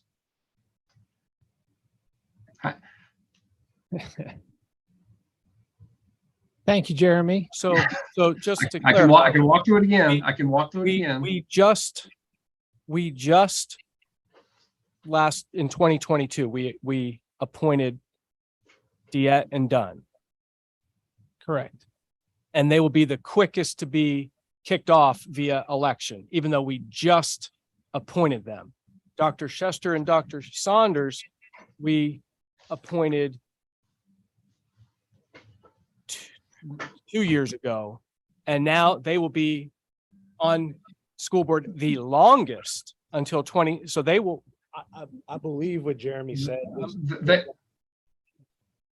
I believe that what Jeremy said is that in 2024, those terms will come back up for reappointment, and then we will reappoint somebody to those 2 terms, and those people that are reappointed in 2024 will serve till 2026. Did I capture what you said correctly? Yeah, Jeremy? yes, Nick. So every 2 years, there will be a school board election. 3, Yes. 1 term, 1 year, and 2 in the subsequent 2 years. 3 in 24 and then 2 in 26. So who in 24 is going off? It would Right be now, Dunn. well, Saunders and Chester's term is set to expire June 30th, 2024. Okay, so you had earlier said that we would be electing Dunn's seat and Diette's seat and tonight's seat. That would be, So the fall or the summer appointment comes before the fall election. understood. So my question though is, you're saying, let's just say that it is Chester and Saunders, Mhm. that their term is up June 30th, 2024. Why in subsection 22-1-57.3, which you pointed me to, Mhm. why don't we follow point C Mhm. that says that their terms shall continue or be extended to December 31st. That they last another 6 months, because up until the election, like to an elected school board body, like why do we not follow that part? Well, because I think in C, as I read C, it talks about in the second line, following the first election of school board members. So I think that continuity kicks in following the first election. Okay. And so I think that's why, well, I think that's the answer as I saw it to the question as I parsed the statute. Okay. And so in June of 2024, we will be back here again appointing people. I don't think the General Assembly did a good job of expediting the school board election process, but that's I how. just want to make this really, really clear, because we're going to be back here appointing people, and we thought we were not going to be appointing people. And when we appoint people, that would take, according to you, Jeremy, that when we appoint people effective July 1st, 2024, how long will they serve? Because are we going to be back appointing them to a 3-year term? Well, they will serve until the 26th election. Okay, so they will serve for all of December 25. 31st. So they'll serve 2 years. No, two Year and a half. Year and a half effectively, yes. Jeez. So I think, I apologize for my confusion. It's easy to but it is a little bit different from the presentation we received. I think it was October 22nd, 2022, on or about that date. and that was by Ms. Harris, I believe, right? Yeah, correct. And she and I have parsed this together and went through it together, and we both came to this conclusion a couple of weeks ago as we were going through it. And I will say, David, there is a provision in D, which is kind of what is driving this, that talks about a local school board becomes an elected school board once it is comprised of elected and appointed members. And until that time, till you have those elected school board members, it continues as an appointed body. And that's why I'm of the opinion you apply the existing rules until you become an elected body. okay. Thank you very much. Sorry for my questions. No, Everyone else understood it clearly. I'm the only one that obviously did not. No, and again, it's easy to find confusing. I find it confusing, and I had to spend time with pencil and highlighter and going through it and figuring it out. State code is not intended to be clear, but it is comprehensive. And it doesn't necessarily keep up with the times, because since this code section was adopted, obviously the law has changed with regard to, this code section contemplates May elections, and there are no, May municipal elections any longer. So it doesn't really, we're a little bit squeezing a square peg into the proverbial round hole because of that. Because we still have the July to June appointments for school board. And I know another common question that has come up is the charter. The code section trumps the charter once you go through the referendum process. And if you think about it, it makes sense, because you wouldn't want a charter provision to upset the will of the people established through a referendum. So while I think it is advisable to go through the process of modifying the charter, it isn't a necessary step that we have to do before the 2024 election. And it's advisable to amend the city code as well that addresses this issue. Noted, and we'll have the city manager work on that. Any other questions of council? So we will continue our appointment process until the election process kicks in, and we'll confirm those details as we move forward with great clarity and consistency, I hope. Next item on the agenda is consideration of minutes. May 18, 2023 regular minutes were in your packet. Any adjustments, corrections? If there's no objection, we'll approve those as presented. Thank you, Janie. Good work. Next item on the agenda is citizens' remarks and comments. While no one has signed up to speak, always welcome citizens and their comments. Mr. Reed. Welcome. Glad you're here. Hi, I'm Mark Reed, 614 Ross Road here in Lexington. And I would have spoke at this I would have spoke about this following the school board minutes.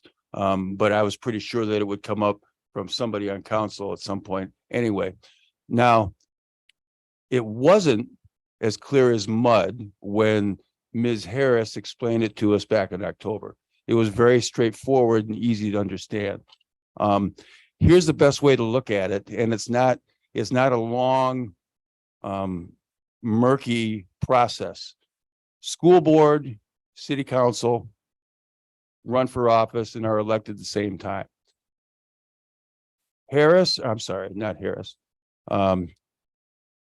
Fox and Saunders and who was the other one? Chester. Fox, Saunders, and Chester they were involuntarily extended. We told them that you had to serve longer than what you were supposed to serve when you were appointed. We told them that. That's why Ms. Fox decided that she didn't want to stay longer, and that's why we have these 4 people here today to fill out the remainder of her term, okay, which would expire sometime next year. I'm not sure when, but we are going to replace her and Saunders and Chester the same time we are going to either replace or reelect some of you folks, okay? And Tiete and Dunn will serve their term as they were appointed until it's time to reelect or elect somebody to the other people that weren't running for city council next time. So for instance, we have this last time we have Mr. Smith, Mr. Sigler, Mr. Betts. You were all just elected. You're going to serve along with Chester, Saunders, and whoever replaces Ms. Fox. Next time you come up is the next time they're going to come up. Okay, but we're going to replace Saunders, Chester, and Fox next year, November of 24. So January 1st of 24, those 3 are going to serve. Whoever is elected. Okay, the person you're appointing today is going to sit here for Ms. Fox until it's time for her to either run or step down and somebody else steps up to run. Okay, and then the other 2 will run when whoever amongst you runs. Okay, now I hope I didn't make it especially murky, but it comes down to the 3 that are supposed to be, the 3 that we have that are soon to be not there are going to be gone next year. But until then, they have to serve or they have to leave. Ms. Fox didn't want to stay. I think somebody coerced Mr. Saunders to stay, and it might have been me. Ms. Chester will stay. But we will replace them next year, and then we replace the next 2 years after that. Okay, that's the way I understood it. That's the way Ms. Harris explained it. I would suggest that somebody maybe give Ms. Harris a call and ask her for a refresher course. That's what I would suggest, because it is confusing. but it doesn't have to be. It was straightforward. A lot of people made plans based on what she presented. Thank you. Thank you, Mr. Reed. Is there anyone else who would like to speak to council this evening? Hearing none, I'd like to close the citizens' remarks and comments, and you have the consent agenda with multiple items on there, and ask for council's consideration. I move to approve the consent agenda as presented. Second. Have a motion and a second. Mr. Smith, Aye. Ms. Strawn, Aye. Mr. Betts, Aye. Mr. Alligood, Aye. Mr. Ziegler. Aye. Ms. Alexander. Motion carries unanimously. Unfinished business, have the placeholder of the Horse Center will come be addressed at a future meeting. And 10.2, update on 201 North Randolph Street. And I'll call on city manager for any updates. Thank you, Mr. Mayor. Really no action on this item. I was in touch with Ms. Johnson, who provided the petition to us, and did assure her that the owners of 201 North Randolph had been notified that they are in violation of city code. And as per code, they need to provide us within 60 days with a plan or action to remedy the non-compliance that they're under. She seemed very pleased with that and just asked if we would stay on track, and I told her I'd keep her informed. And that is the extent of my comments, or my report, I should say. Thank you, sir. Any questions of the city manager? Hearing none. Reports and commissions, Blue Ridge Resource Authority, Mr. Smith. No report. Main Street, Lexington, Mr. Smith.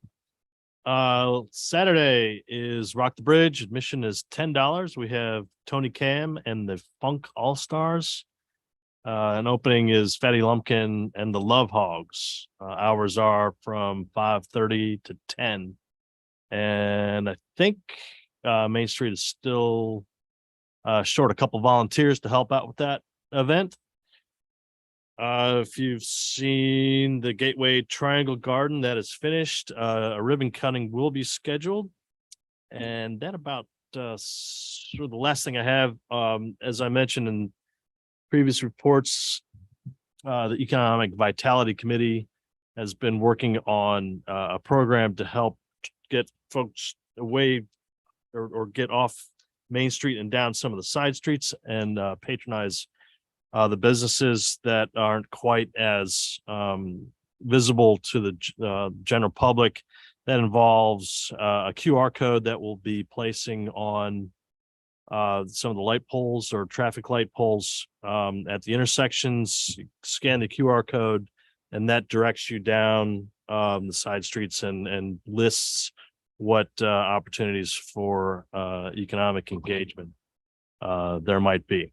Those 6 intersections are West Nelson and Main, West Nelson and Jefferson, East Nelson and Main, West Washington at Main, West Washington at Jefferson, and East Washington at Main. Any questions? Thank you, Mr. Smith. And if folks want to volunteer for Saturday night, best to call you and or Rebecca Logan. I'd direct that to Rebecca. Fair enough. Thank you, sir. Planning Commission, Ms. Strawn. Planning Commission met last Thursday and we continued our discussion on accessory dwelling units, and we're getting very close to having a draft ordinance. It'll probably be 1 or 2 more meetings. We've gotten through our first pass and we're trying to fine tune it. And then we are working on ways of getting it out to the public for not just holding a public hearing immediately, but getting public feedback before that process, because we would really like to know how people feel about this and what they'd like to see in the ordinance. That's all I have. Thank you, ma'am. Regional Tourism Board, Mr. Betts. Sure. I want to follow up on my report from last meeting. Tourism Sponsorship Round 5, which is events occurring from July to December of 2023. The total financial ask was $36,800. The funds distributed was $15,500. That was all of the funding available for that round. All events that applied in round 5 received some funding. The top 5 events were Wade's Mill 27th Annual Apple Butter Festival. $1,800 was awarded to them.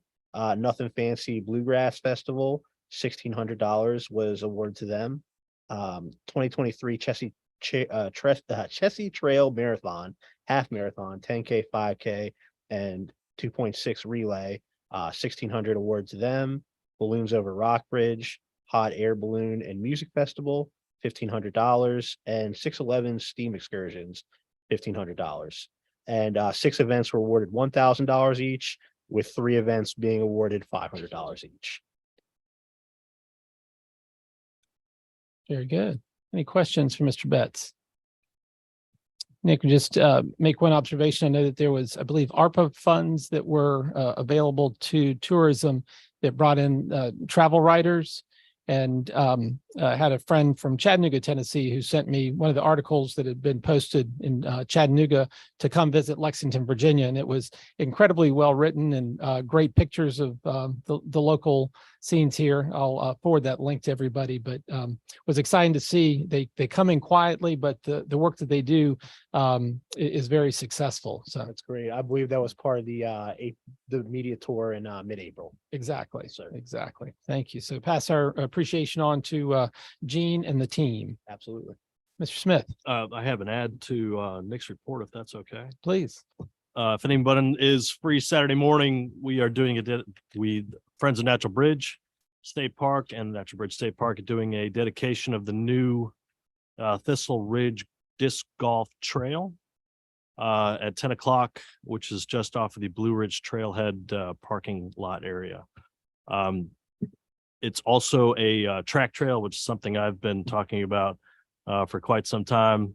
So that's going to add more offerings to what Natural Bridge State Park has to offer for recreational opportunities and keep folks sticking around a little bit longer and enjoying Lexington, Rockbridge County, and the region a little bit more.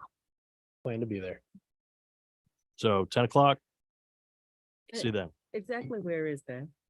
It is about a half mile south on 11 from the zoo on the right-hand side, or if you're at the Natural Bridge main parking lot, it's about a mile north on 11.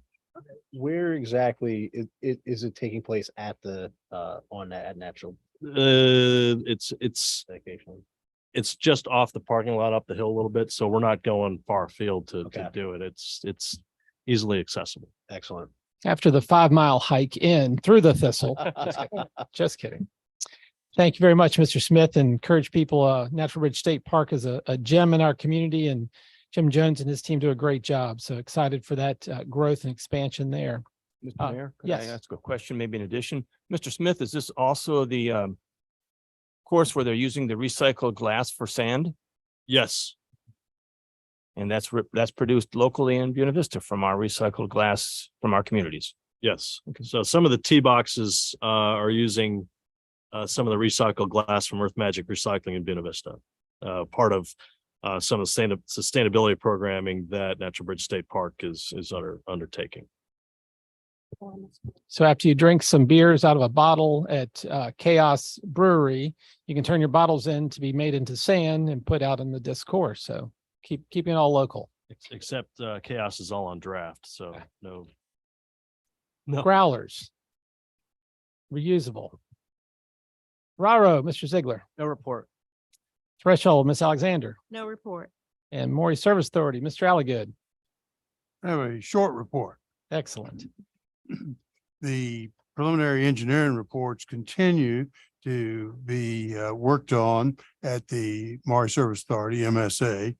And we had anticipated that there would be a public presentation this month, which because of questions that have developed, it's been put off until next month with that. So work is proceeding, and this is on the modernization of the wastewater facilities, which is a very expensive project.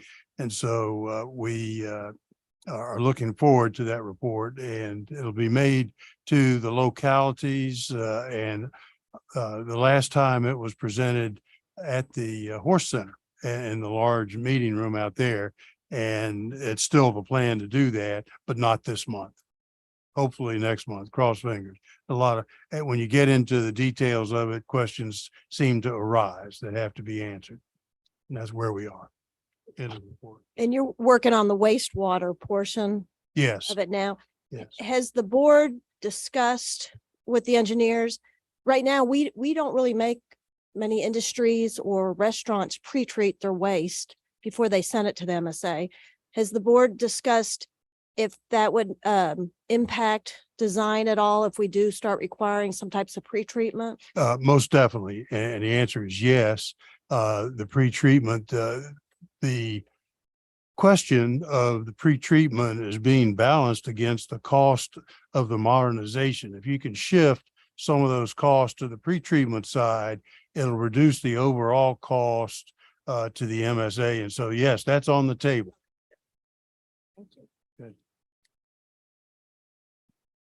Thank you for the question and thank you for the report.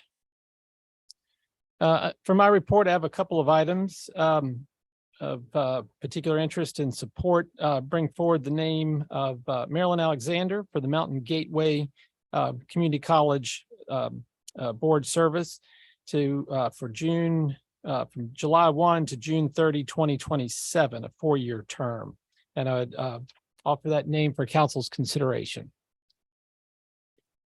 Did you ask her first? Yes, sir. Then I'd love to nominate Ms. Alexander to serve in that capacity. Second. Have a motion and second. Any discussion? Very rewarding opportunity to do that. And I was happy to be appointed the last time. So thank you. Roll call vote. Ms. Strong. Aye. Mr. Betts. Aye. Mr. Ziegler. Aye. Mr. Alligood. Aye. Mr. Smith. Aye. Ms. Alexander. Aye. Excellent. When I asked her, Chuck, she said it's been one of the most rewarding things, especially at graduation, seeing the enthusiasm and prospects for the future and those graduates as they cross the stage. So thank you, council, and thank you, Ms. Alexander, for your service. Just want to share with you, Sarah Hackney is the new contact for the region with Dominion.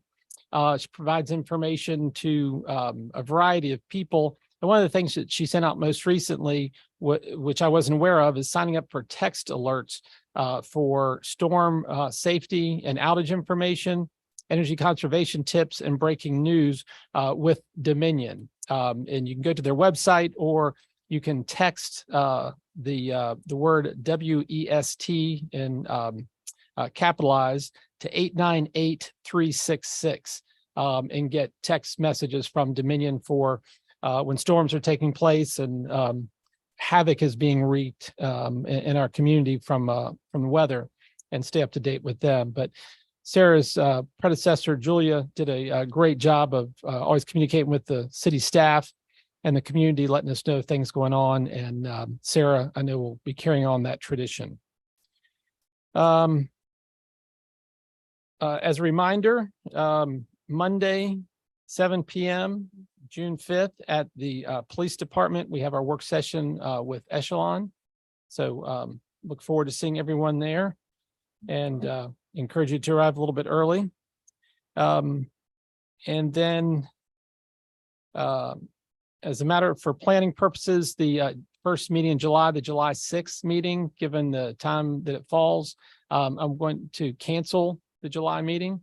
So enjoy your family, have fun travels, and celebrating our freedoms in the greatest country in the world. And we will reconvene on the 20th of June, or July rather, 20th of July. And lastly, I'd like to call on Mr. Ziegler for a brief report. He and Mr. Betts met with the city manager earlier this week for annual review. And if you could just brief council and the public. Sure. So annually, we're required to evaluate our city manager. We use a format that's provided by the International City Management Association. On May 18th, council met in closed session without the city manager, went over each of our evaluations. And then Nick and I took those evaluations, kind of put it together a little bit. And we met with the city manager on Tuesday, May 30th. We delivered a very positive review. We've been very happy with this last year and look forward to this coming year with Jim. And we just affirmed that we would move forward with Jim's compensation, treating it just like the rest of staff compensation in FY24 is what we would do. So just wanted to share that with the public. That's what we're required to do in the interest of transparency. And we were just happy to share that report. Nick, if you have anything to add. Nothing to add. Great. Thank you. Thank you. Other members of council have any questions for the dynamic duo? No, but lots of thanks for this. Yes. All of council's grateful for your time commitment and energy in delivering that important piece of the process. And last is a point of personal privilege. I had received written correspondence from Mike and Marianne Gilmore. Marianne has challenges getting around these days, but she asked me to read this to share with council and the community. We were relieved and pleased to see a photo of the Gold Star Memorial mock-up in yesterday's News Gazette. We understood that the memorial would be in the park and not at the pavilion site. Not sure if the site was changed or we had incorrect information both about the size and the site. The pavilion site is still prominent without interfering with the views and the green space of the park location. We think that most appropriate. Thank you for the information. Very helpful. Again, Mike and Marianne Gilmore. So typically we ask folks to be with us, but given the circumstances, I'm glad to read that into the record. And with that, I'd like to call on City Manager for his report. Thank you, Mr. Mayor. The Providence Hill Sanitary Sewer Slip Lining Project is scheduled to start on June 21st. So for individuals who live in those neighborhoods on the streets in Providence Hill area, you will receive a notification at your home of when that work will occur on your street or in your neighborhood. That work will take just one day, but during that day, you should not be using water in your home. That water will back up into your basement or into your home. So you're advised to have any water you need to drink there available. And of course, no showers, no bathrooms, whatever. So if you have to leave your home, leave your home. That's just the only option we have at that point in time. You can't send it down the pipes. The other thing is there may be some residual chemicals, smell or fumes that you might experience. You may not, but if you do experience that, or if you have any type of reaction to those chemicals or any chemicals, you might want to leave the house at that point in time, leave the area. It's very rare that something would occur of that nature, but just as an abundance of caution, that sheet will also, that notification also tell you that you might experience that. If you do, just leave for a few hours and open the windows when you get home if you experience those fumes. So anyway, East Denny Circle Water Main Project is also beginning this coming month, and that is a water line replacement. Hostetter was awarded that project and the contract's been signed. The price was $629,232, which is pretty significantly below the $800,000 that was estimated for the project. And of course, we'll be carefully working with Washington and Lee University throughout the summer into fall to try and get that project done as carefully and as quickly as possible so it doesn't interfere with the activities over there at WNL. Little information from the fire department, some updates there, and they have some unusual calls, if you will, this last week or so.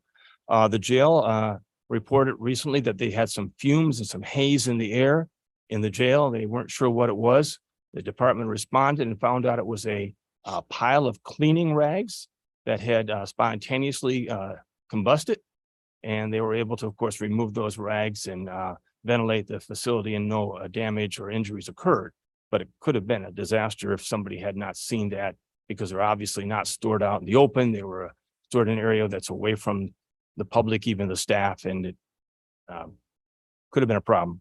The department also responded to a smell of smoke in the visitor center and found a large electric motor for the air handling system had burnt out. And so again, that building was ventilated. The smoke was taken out of the building. There was no other damage and certainly no injuries at all in that instance. Of course, as many of you understand or realize, there was a gas leak, natural gas leak at the Gin Hotel and an explosion. A contractor who was working there in the kitchen was injured. The hotel was evacuated. The guests were evacuated. The hotel now is back in operation, except that the kitchen is not operating. The repairs on the gas piping in the kitchen still remain to be made. There's a contractor, I guess, that is in the hotel to make those repairs, but thus far they have not been made. And we'll just have to wait and see how that goes. But in all cases, I think we were very fortunate that more damage and loss of or injuries did not occur in those situations. A little update, more update from the fire department. The staff is now doing a walkthrough through the new True Hotel that you're seeing on the north end of town go up, that 4-story structure. The staff of the fire department walks through those new buildings to see what the construction is like and to observe how it's being put together. So if there's a fire, they do know a little bit about what's behind the walls and what type of construction exists to be better prepared to fight a fire or, take care of anybody who has a need in those instances. Our EMS staff responded to an unresponsive adult. Recently, the family had been doing CPR, and with the arrival of the EMS staff, the heart was restarted on the individual, and they were taken by helicopter to a cardiac center for further treatment. Our regional hazardous materials operation classes started last week and are being hosted in the fire department. Updates from the police department. Our 2 new recruits graduated from the police academy yesterday. Hurrah, happy to have them. They'll begin their 12-week local training period before being certified as a professional law enforcement officer. And that should occur then in about August. 2 new police cadets were interviewed and hired this week. These cadets are from VMI and from Mountain Gateway Community College, and they will join the existing cadet from VMI currently on duty in the police department. These part-time positions will study local law enforcement and assist with various departmental activities that do not require actual law enforcement personnel or experience. These activities, which are like special events, parades, etc., will relieve our certified officers of unnecessary overtime and save the city money in our overtime budget. 29 hours of foot patrol were logged in this last week. Officers assisted with the Washington League graduation activities. A community walk was held on Edmondson Avenue on May 25th. And as always is the case, the fire department staff participated along with police department staff. Of course, the department conducted traffic control at the Community Memorial Day event this past Monday downtown. Our 3 localities, Buena Vista, Rockbridge County, and Lexington, have begun to search for an operational medical director to replace Dr. Sheridan, who is retiring. Dr. Sheridan served our community for many years in this role and his contribution to community cannot be overstated. As was already stated, city staff and Rockbridge County representatives have begun meeting to plan the Virginia 250 celebration here in our community. This joint effort will support the statewide efforts to commemorate the 250th anniversary of the Revolutionary War and Virginia's role in this event that birthed our nation. Local delegate Terry Austin is the chair of the Virginia 250 committee, and our local representatives met with Delegate Austin and his staff just today to begin planning for our local activities. So stay tuned. It'll be many months in the making. As the mayor said, this Monday, we will sit down to review the VDOT proposal. We'll have a presentation from Echelon Urban Care Team to Urban Core Team to review the vision of this group as it pertains to the possible redevelopment of the VDOT site. The team from Echelon Urban Core waits for your comments and your questions. And if you have any questions that I could have now, I will put those together so we could present them to Urban Core and Echelon to get some time for them to study those questions. Of course, we will also then set the course for what are the next steps at that meeting, hopefully, as we approach the issue of should city council pursue an agreement with Urban Core and Echelon to perhaps sell the property to them so they can then have a development agreement to move forward. So that would be the next step after the meeting or during that meeting Monday, along with, of course, a lot of questions and conversation with Echelon Urban Core. So, and just to clarify, that will be a work session for our city council. So the public's invited to attend, but the terms of our typical work sessions, do you want to just publicly share that so there's no misunderstanding? Or Sure. With our work sessions, it's either the body or the organization that we're meeting with for us to have open conversation. There'll be no action taken at a work session, just an opportunity to share information, ask questions, and get deeper into the discussion. It is not intended to be a forum for the public to pose questions and participate necessarily in the conversation, but just for council and Urban Core and Echelon to have an open, honest. But we invite members of the public to come, view, see, and with the opportunity to talk to us later or come to a city council meeting to share observations and help us with any questions you may have. Thank you. Yeah. Last item I have is that the Natural Bridge Soil and Water Conservation District has just completed a report that identified and surveyed the many natural springs in the county. And it just arrived. I have it here. And if you as council members would like to see it, if the public would like to see it, I'm sure it's an interesting document because of the many springs that are very important to our area and provide a lot of source of fresh water to our area. So it is here about 5/8 of an inch thick, perhaps, and I'm sure it'd be interesting reading. Yeah. Mr. Mayor, that's all I have. Very good. Please comment. As far as the development of the VDOT property, there was an excellent article in the News Gazette about it. However, we have not talked about it at all in a public meeting. So could you please explain the process as far as we went out for an RFQ and how that RFQ was reviewed and how we got to the point that we now have a meeting on Monday to review the proposal?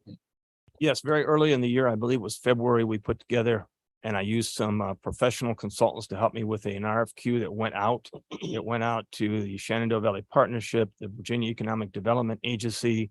It went out to other regional builders associations and of course locally through the newspaper, our social media and our website here locally.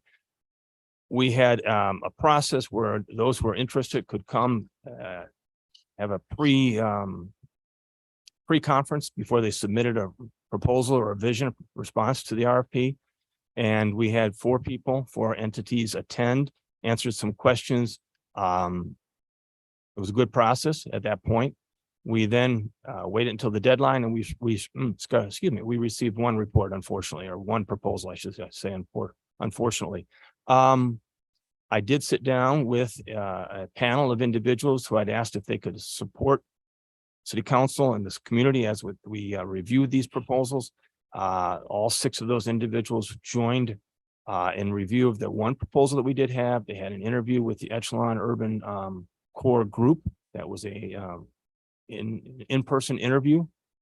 They then responded and gave their impressions of the time they spent with Echelon Urban Core with the proposal that was provided. They looked at, of course, the needs that city council had identified, the opportunities that city council had identified for development of that property, both commercial, residential, other mixed uses that could be accommodated on the site. And that information was presented to you as city council with a recommendation that this development and the developers themselves should be reviewed. And that's where we stand now, is having that conversation with city council so that you can face-to-face sit down, ask any questions you want, hear about their vision for the site and what they believe could be accomplished on the site prior to potentially moving forward with a purchase agreement and with an agreement for development of the site. Is there anything else I can help you with on that? Thank you. No, I think that's pretty comprehensive. I just had a question about the Providence Hill project.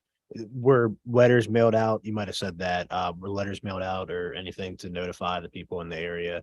They will be going out soon, street by street. Okay. So when it's happening on your street, you'll receive that notice so you know what date it is. Excellent. Mhm. Making every effort to make people know they're going to be inconvenienced for a day. Hopefully no more. Going back to the VDOT, thank you for the overview. And I'll just remind council, this is an open, transparent process. So if there are questions that you have, delivering them to the city manager now to be prepared for a more robust conversation, instead of, I don't know, let me get back to you, surprising question that may not have the resources to answer on the spot, would be very helpful. So from a planning standpoint. And members of the community, we welcome your input either to the city manager or to council members. If there are things that you're concerned about, issues that you feel we need to address in this work session, we welcome that feedback. We know that we don't have all the answers, nor do we have all the questions, and happily accept input from the public as we lead up to the meetings to carry out the city's business and make the best progress possible. So thank you all. Again, thank you, Jim, for that review and overview of the process. Any other questions for the city manager? Hearing none, city attorney, any reports?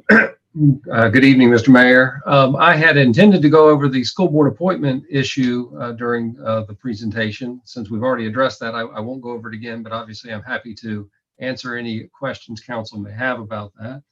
I do have 2 homework assignments from last meeting I continue to work on. I've looked at the share the air agreement and I want to talk to Jim about it just a little bit to make sure we're on the same page about the best path forward with that from the last meeting.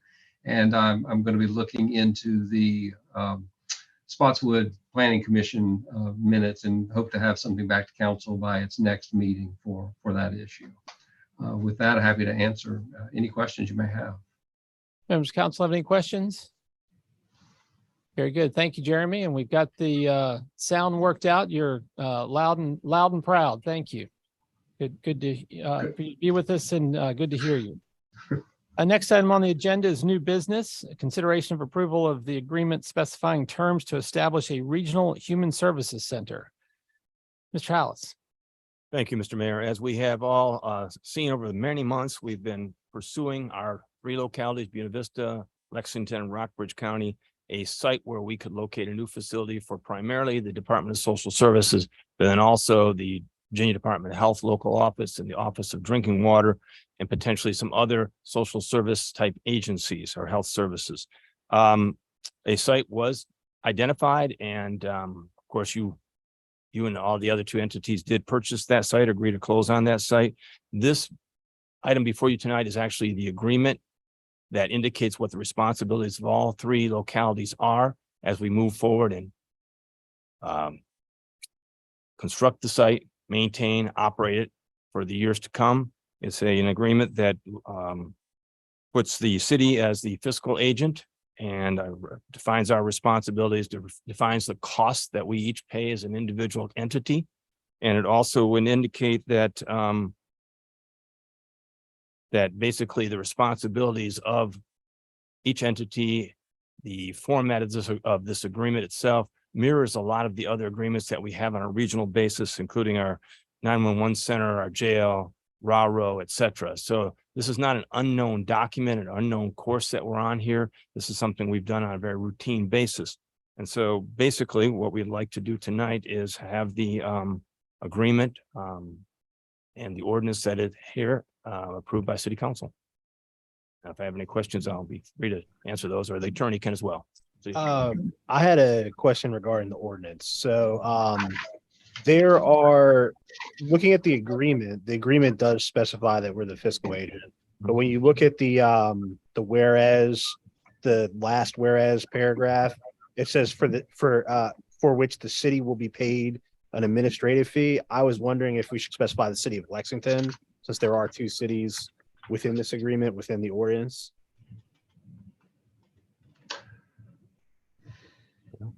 I'm just looking at the other whereas.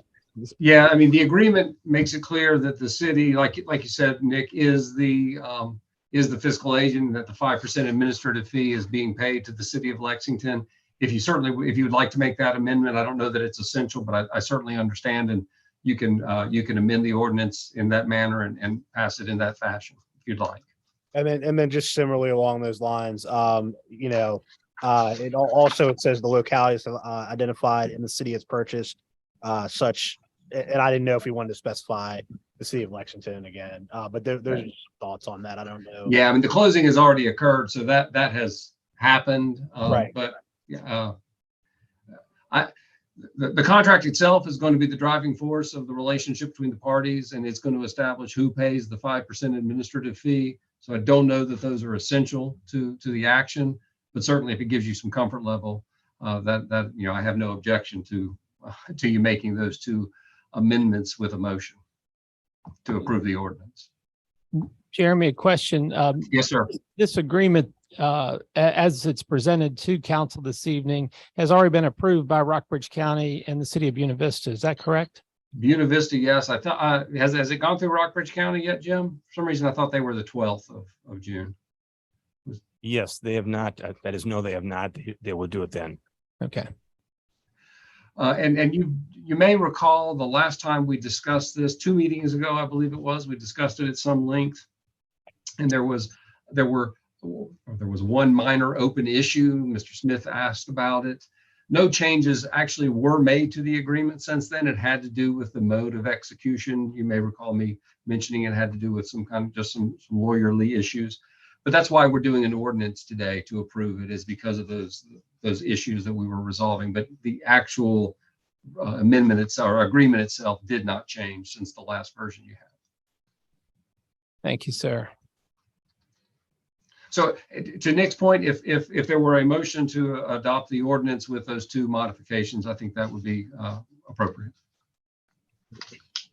I'd like to make that. Oh, do we have discussion first? Yeah, welcome to make a motion. I'd like to make a motion that the ordinance be adopted with those 2 amendments. Second. Have a motion a second. Any discussion? Before we take a vote, I just want to recognize the city manager and county administrator and newest city manager of Buena Vista have been working diligently on securing this property and the contract. And council, you've been through several meetings collectively as we work to get a new home for Department of Social Services and some other places. So all that work, I think, will pay in great dividends as we move forward on this project. We're not finished. We've just are getting the first steps in now we've acquired the land. We'll have this agreement and we'll move forward with construction and the design process here in the not too distant future. But thank you for your work, and thank you to the 3 administrators for getting us to this point. It was not an easy task, as we've been I'm not sure how long we've been talking about Department of Social Services and their home, as it were. With that, I'd ask for a roll call vote. Ms. Strawn. Aye. Mr. Ziegler. Aye. Mr. Smith. Aye. Mr. Betts. Mr. Alligood. Aye. Ms. Alexander. Motion carries unanimously. Thank you. We moved 15.2 to earlier in the meeting. I don't have any other items for your consideration. And anything else for the good of the cause? Observations? Hearing none, we will stand adjourned. Thank you all very much.